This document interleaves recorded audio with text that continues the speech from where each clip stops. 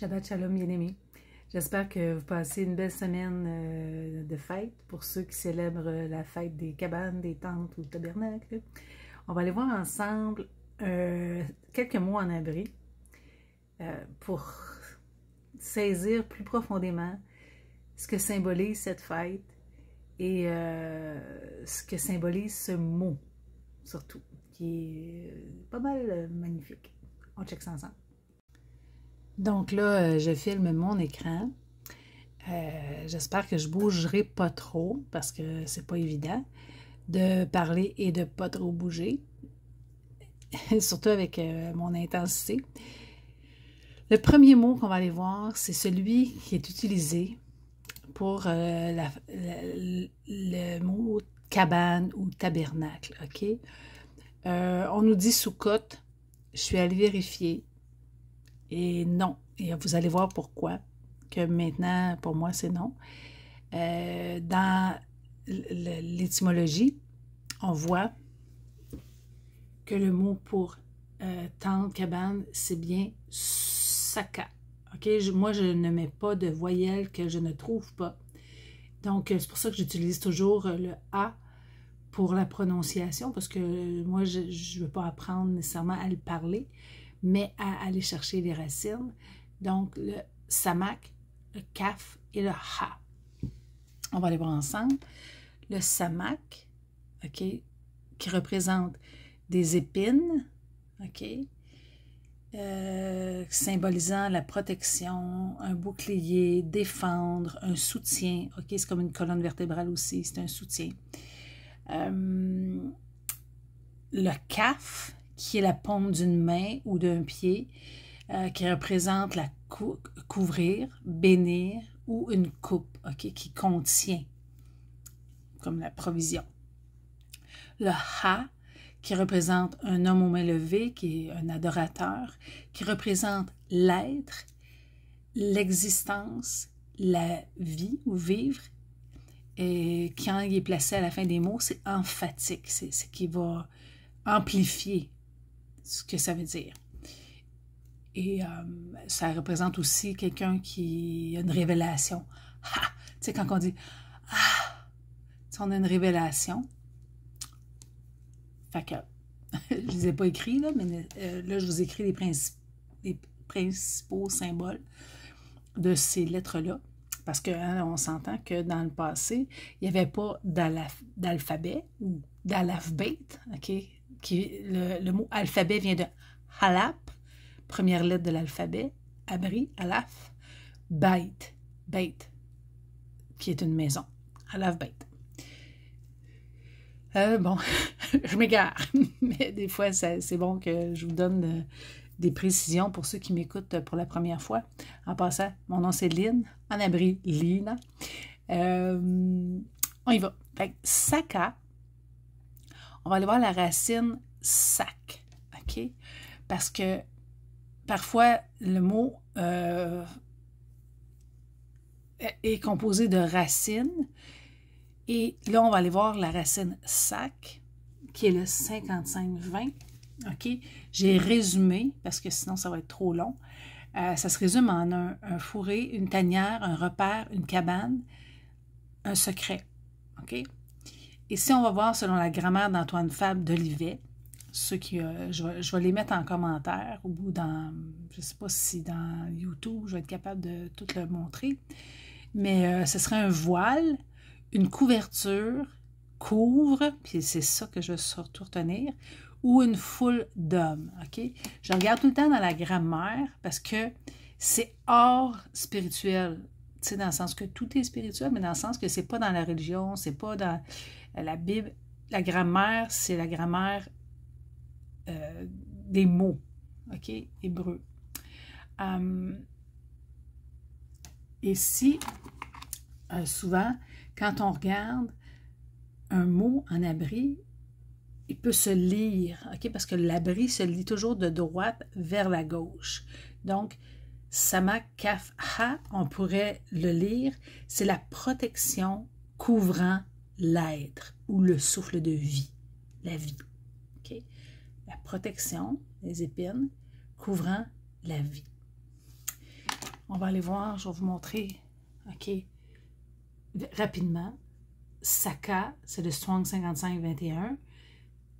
OK, baraque, abri temporaire. OK, j'aime bien le mot abri temporaire. Ce qui est une tente, hein, ou une cabane, un tabernacle. Là. On va aller voir, ça vient de la racine sac. C'est ça qu'on vient de voir. Sac qui est encore là, un fourré, une tanière, un repère, selon la grammaire.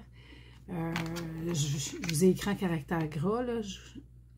Forme une racine dont l'emploi est de caractériser une chose ronde et close, OK? Comme un, c'est moi qui ai rajouté un synonyme, ce serait là un enclos, propre à contenir et à couvrir, OK? Comme une cabane. Dans le temps, souvent les cabanes étaient rondes. Un voile, une couverture quelconque, tout ce qui enveloppe, couvre, et ça représente au sens figuré une foule d'hommes dont la terre est couverte, une onction. On pourrait parler longtemps, longtemps. Donc, moi, un verset qui m'a beaucoup parlé, dans lequel se retrouve le mot Saka, c'est « Oh, qu'ils sont grands les biens que tu as réservés pour ceux qui te craignent. » Excuse-moi, j'ai oublié le « u » que tu répands aux yeux des fils d'Adam. Vous allez comprendre pourquoi je précise sur les fils d'Adam. Sur ceux qui se réfugient en toi. Tu les caches, Satar, on va les voir plus bas, dans le secret, encore Satar, mais il y a un A et un B, genre, de ta face, loin des complots des hommes, on pourrait dire des loups, tu les garderas, Tsafan, dans ta tente, Saka. OK? Fonce dans le... On va aller voir les mots que je viens de dire. Satar, regarde, si on va dans le verset, on va regarder le premier. Adam, OK? Parce que je veux suivre... parce que j'ai bien des choses dans la tête. On va les suivre. Pourquoi je mets Adam? C'est que j'aime toujours voir les Écritures à partir de l'origine. OK? Parce que si on n'a pas l'origine des choses, on comprend moins toutes les paraboles ou les images que Père nous donne à travers les Écritures, à travers ses prophètes, le concernant. OK? C'est pour ça que j'écris le cœur du Père à la création. Et j'ai aimé cette image. Quand on parle de couvrir, de couverture, OK? C'est l'époux et aussi le Père. OK? Si on garde cette image-là, gardez cette image-là quand vous lisez les Écritures, puis ça va vous aider. OK? Parce que à la création, on parle du jardin, OK? Ça dit « Et Yahuwah, Elohim, OK, ou le Tout-Puissant, prit Adam, le Strong 0120, qui parle plus de l'humain, pas juste de Adam l'homme, mais de l'humain, qui est homme et femme, et le plaça dans le jardin. » On voit que c'est Gan, OK, 01588, et Gan, c'est aussi un enclos. Tu sais, tantôt on parlait dans la grammaire que c'était quelque chose de fermé, un cercle fermé.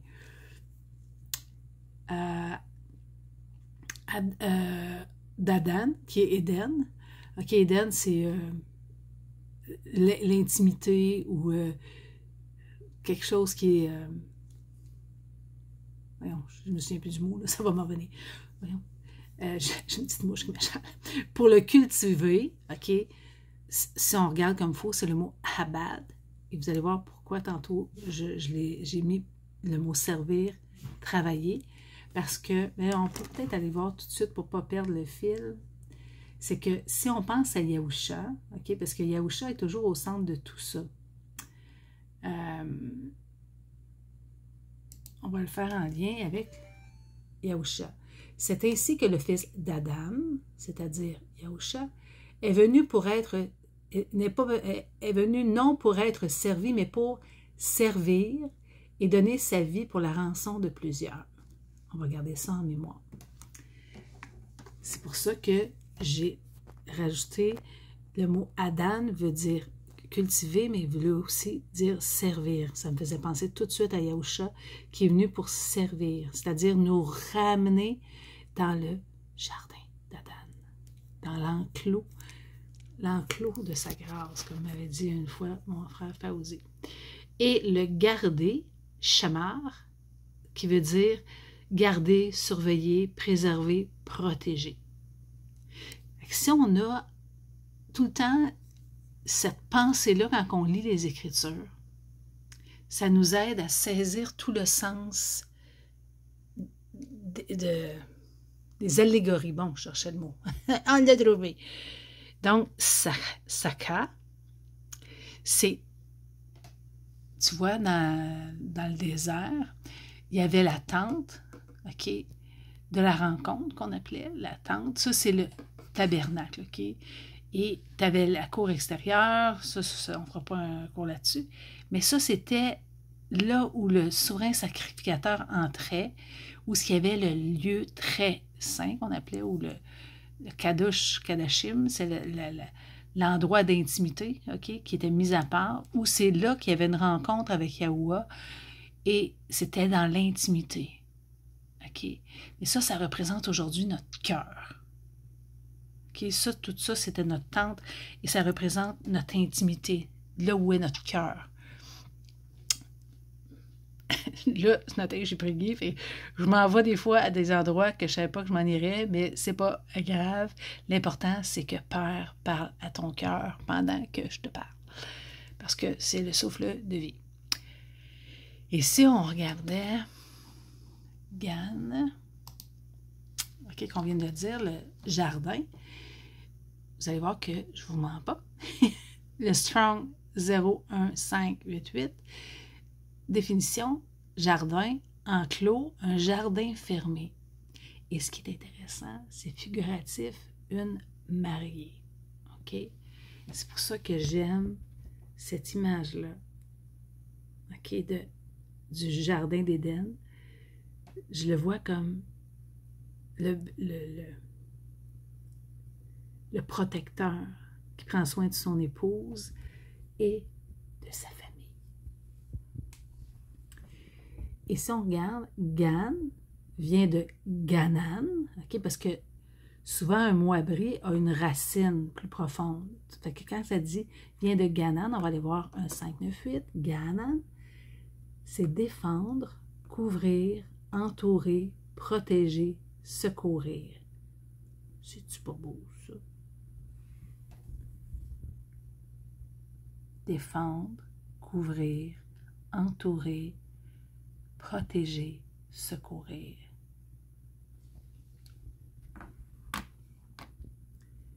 Si on regarde dans Kafahalaf, 1 Pierre 2, 25, mais maintenant, vous êtes retournés, c'est ce qu'on appelle la repentance, OK? Tashuba.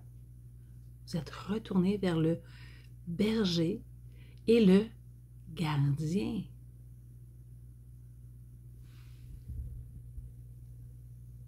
OK? Comme dans le jardin d'Adan. De vos êtres. Et je suis allée voir, le mot être, c'est le souffle de vie, nafash. 55-90 en grec, ou l'équivalent en abri, 53-15. Et si on va, je sais pas si je l'ai encore ouvert. Je l'avais dans Study Bible. C'est ce mot-là. 55-9-1. Si on le regarde dans Study Bible, c'est le souffle vital, le souffle de vie. OK? Et c'est-à-dire l'esprit. Là, si on voit exactement, respectivement, à l'hébreu, 53-15, 53-15, c'est nafash. Mais si on voit l'équivalent hébreu, c'est ça qu'on dans Bible Study, là, Study Bible Info / je vous le montre. Ça peut être Aïch, Hua, Lab, Nafash, Rouk. Rouk, c'est le souffle. C'est quand on dit le roux kakadouche, le souffle de vie, le souffle mis à part, ce qu'on a traduit faussement le Saint-Esprit, c'est le roux. Fait qu'on le voit ici, quand on voit les équivalents, ils sont là. C'est 773 07. C'est ça qui est le fun. Bon, le rouk, le souffle. Je vais juste vous montrer comment je trouve mes... on le voit ici. Le souffle de vie. J'aime pas la traduction l'âme. Je préfère le souffle de vie. Je trouve que c'est plus réel. OK, on retourne à notre étude. Ou je préférerais plus un partage. On va aller voir un mot. Attendez, je vais aller vous le montrer premièrement ici. OK, ça c'est dans lexique ancien hébreu en anglais qui font les pictogrammes. C'est un outil, OK?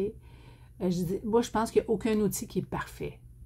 Mais on n'est pas là pour débattre, on est là pour saisir, comprendre la pensée de notre Père. Sac, OK, samak, kaf, dans ce lexique-là, ça dit couvrir, surveiller, garder, fermer, embaucher, habiter. C'est sûr que des fois, je le traduis Google, hein, fait que je ne sais pas si ça traduit comme il faut, mais on a une bonne idée. Une cabane, ils ont mis une cabine, mais ce serait plus une cabane, une haie, arbuste, chambre, cage. Oups, ça a l'air vachement. Ça dit le surveillant des cultures du troupeau ou du troupeau construisait une couverture ou une cabane comme abri contre le soleil, le vent ou la pluie. Je suis sûre qu'il y a des versets qui vont venir dans votre cœur quand je parle. Ces revêtements étaient souvent construits sur une position élevée à partir de matériaux facilement disponibles tels que des buissons, des épines, le samak, et de petits arbres. Le pictogramme samak est une image d'une épine représentant la protection. Le kaf est une image de la paume de la main représentant la couverture. Combiné, il signifie revêtement de protection. Okay, couverture de protection. Si on regarde sac, un autre, voyons, d'autres strong, c'est encore la même chose. C'est une couverture, une haie ou un fourré, voyons, d'épines, excusez, c'est mon zoom qui se promène, ou de buissons pour se protéger des éléments ou des prédateurs. Pourquoi qu'il n'arrête pas de zoomer? C'est bon. OK. Massac, un autre mot, veut dire la couverture d'un abri temporaire. Ça, c'est d'autres mots avec la même racine. Souka veut dire comme une épine barbelée. C'est celle-là ici. Sakak. On va aller le voir ensemble. C'est les branches entrelacées de buissons épineux pour faire un mur défensif. On peut aussi dire chakak avec un chan. C'est entouré d'un mur de protection ou de couverture, englober complètement, couvrir, défendre. On commence à comprendre le mot un peu plus. Hein? Oups. J'ai trop roulé. Saka, c'est la cabine comme un revêtement. Souk, je ne les montrerai pas tous. Je vais les mettre en commentaire sur Facebook. Une souka, c'est un abri temporaire, un petit enclos, un lieu d'habitation, tabernacle, cabine, pavillon, chaumière, couvert, tente. Donc, c'est pour ça que j'ai mis des épines. OK, parce que le samak, j'ai oublié de vous mettre le strong, mais c'est des épines. OK? Mais des épines dans le sens de protection, comme le mot sakak, 05526, OK, qui est, quand on va aller voir sakak,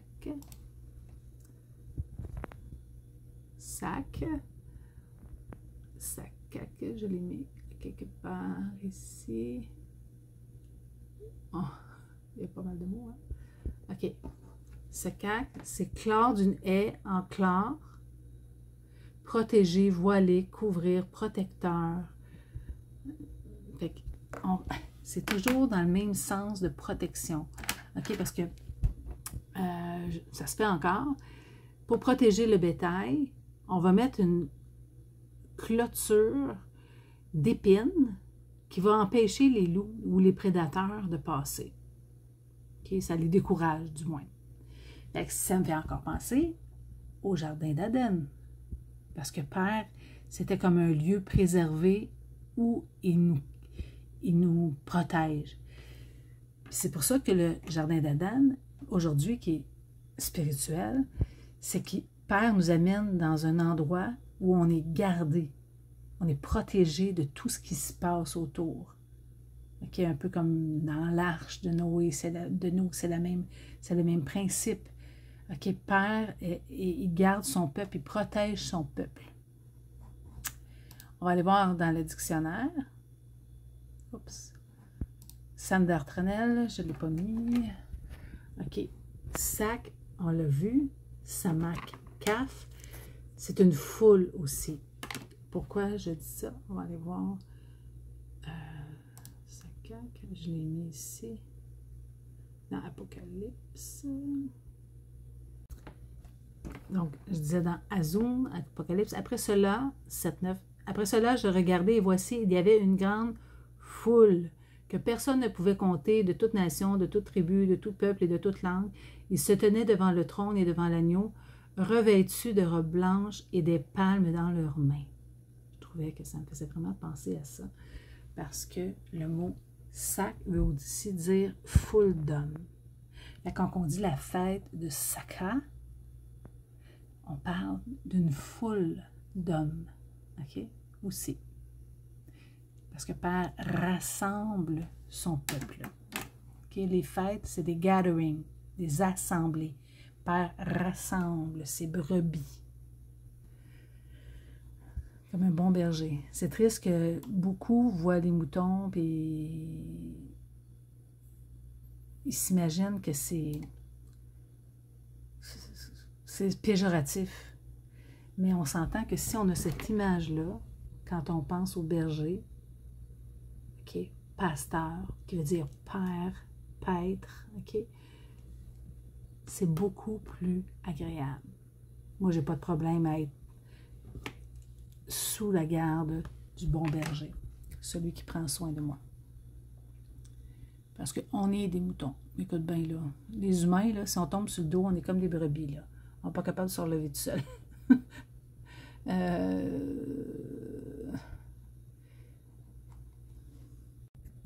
On va aller voir. Écoute, il y a une petite mouche à fruits, je ne sais pas. J'ai fait du vinaigre de cidre de pomme, là, il n'est pas loin. C'est peut-être à cause de lui, en tout cas. On va aller voir Tahalim, psaume 27. J'ai oublié d'écrire le verset. Je l'écrirai à l'écran. Car il me protégera dans son tabernacle. Sac. OK. Au jour du malheur, il me cachera sous l'abri, satar. On a vu le sac, qu'est-ce que ça voulait dire tantôt. On va aller voir satar. Je trouve ça joli. Satar. C'est une couverture, un abri, un lieu caché, une cachette. C'est l'intimité d'un époux et de son épouse. Un refuge, une protection. OK, mais j'aime beaucoup, j'ai oublié de le mettre en majuscule parce que c'est super important. Un lieu caché. On continue. C'est ça, il me cachera sous l'abri, sa terre de sa tente. Hahal. OK. Hahal, on va aller voir. C'est une tente de nomade et symboliquement la vie au désert. Qui est ici, sur la terre, c'est symbolique de la vie au désert. La tente de témoignage, la tente d'assignation. OK? C'est ça qu'on parle là. Tente de témoignage, la tente d'assignation, c'est ça ici. On retourne dans le verset. Il m'élèvera, roum, sur un rocher. Et j'ai pas pu m'empêcher de penser à Yahusha en voyant ça, le mot roum. Roum, c'est se lever, élever, être haut.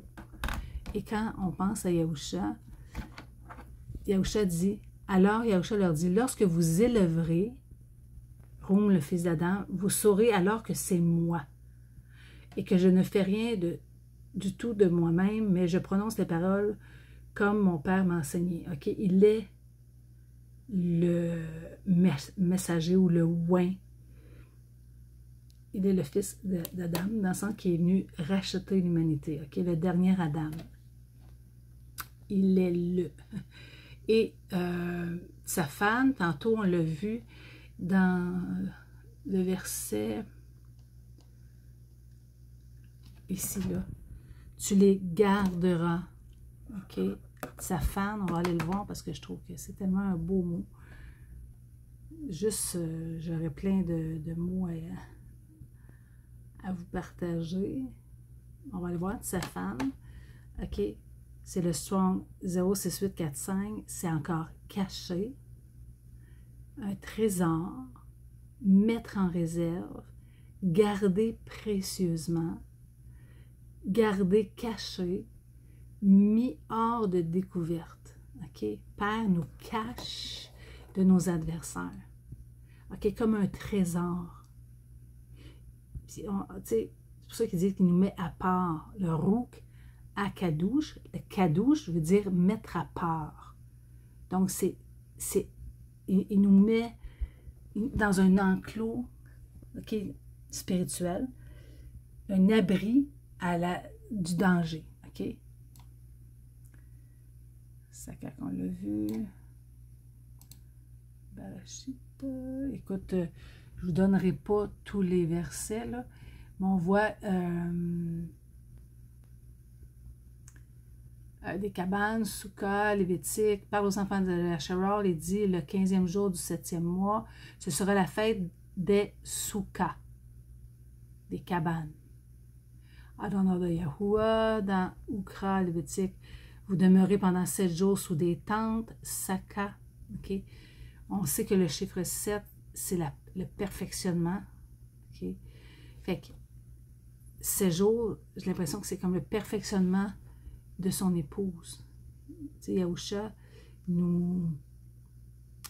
c'est lui qui nous enlève nos taches, nos rides pour les noces de l'agneau.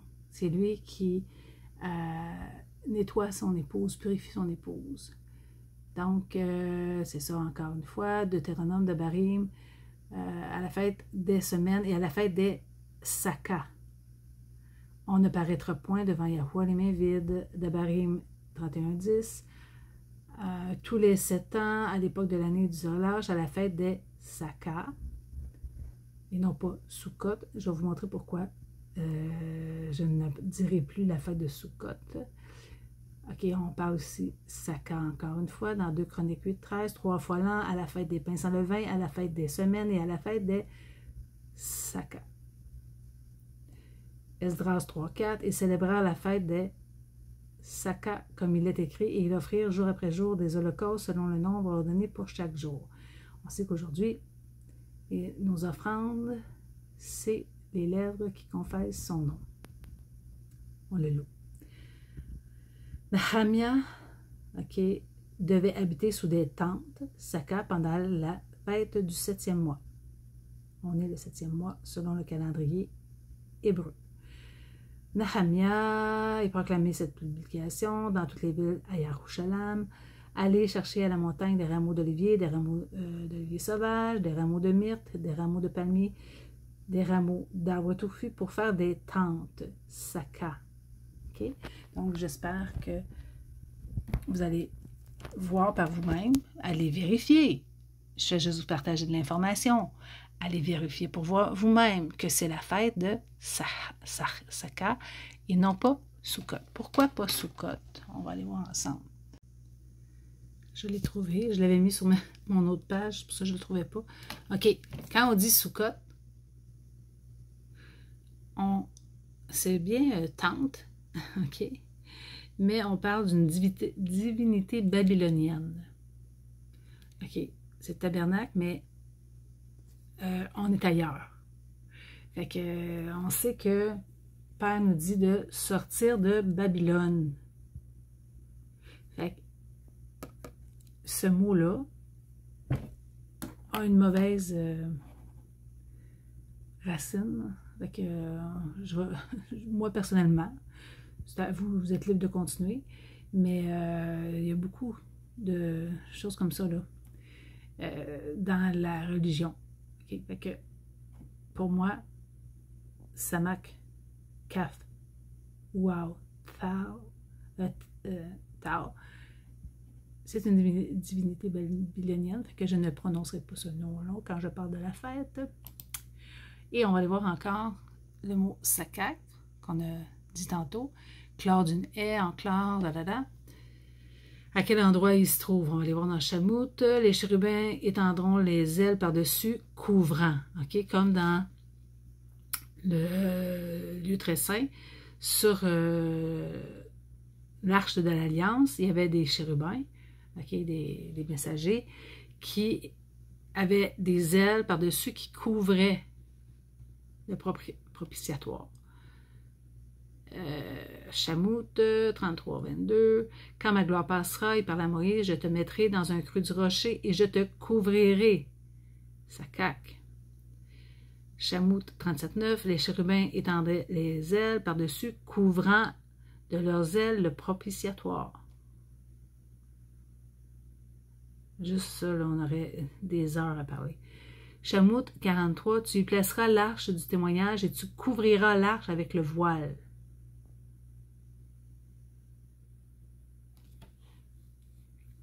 Quand on pense que c'est un lieu d'intimité, il apporta l'arche dans le tabernacle, il mit le voile de séparation et il couvrit Sakak. Juge, sans doute il se couvre les pieds dans la chambre d'été.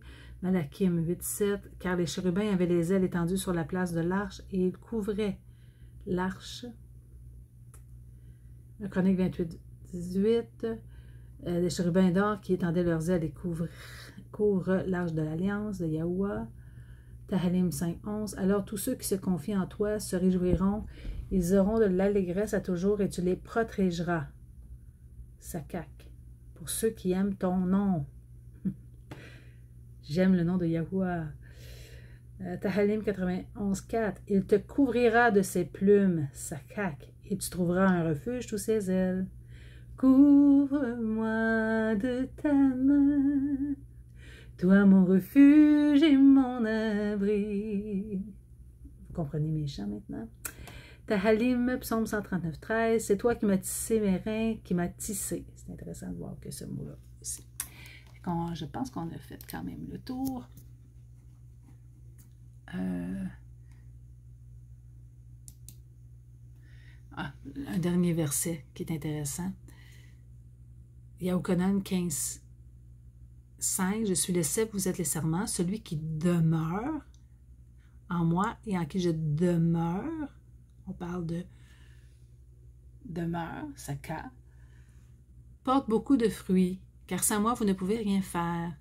Mais là, on ne fera pas trop long, parce que là, la fête des tentes ou des cabanes est aussi appelée la fête de la moisson à certains endroits, parce que c'est le temps de la récolte, OK?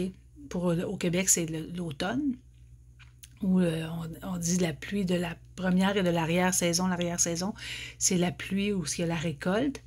Et Yahusha nous dit que si on demeure en lui, on va porter beaucoup de fruits. Donc, sachant que nous sommes les sakas, OK, les tentes, où l'esprit, le souffle de Yahuwah demeure, et que si on demeure en lui, on va porter du fruit. La moisson va être grande. Donc, joyeux Saka. Okay, fête de Saka. J'espère que ça vous parle et que vous allez pouvoir découvrir à travers ces petits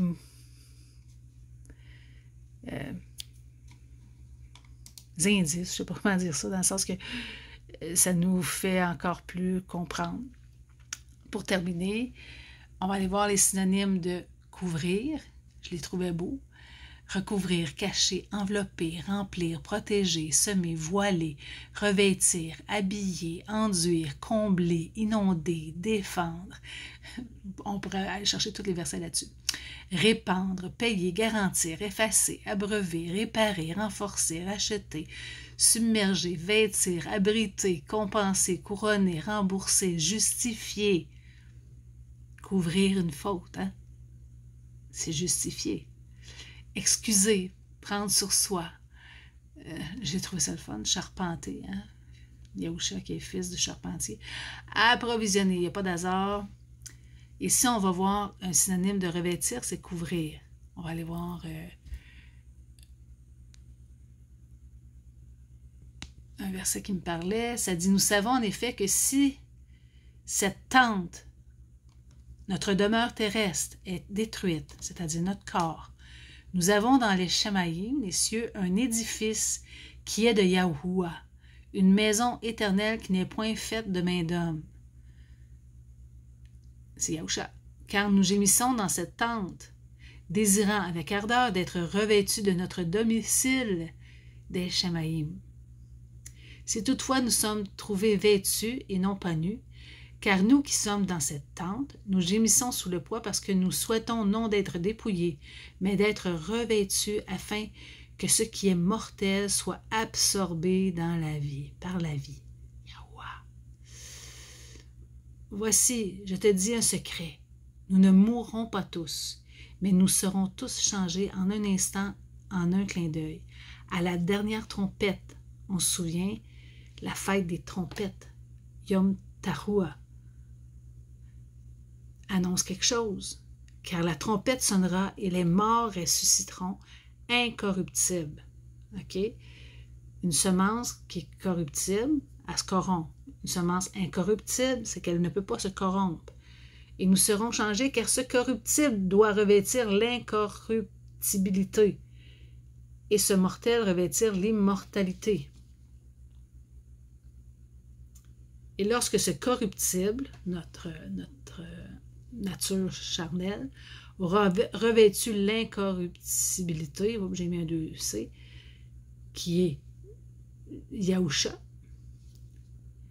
et que ce mortel aura revêtu l'immortalité, alors viendra la parole qui est écrite, la mort est engloutie dans la victoire. Ô mort, où est ton aiguillon? Ô tombe, où est la victoire? Et l'aiguillon de la mort est le péché, et la puissance du péché est la Torah. Et ça dit, celui qui confessera que Yahusha est le fils de Yahuwah, Yahuwah demeure en lui, et lui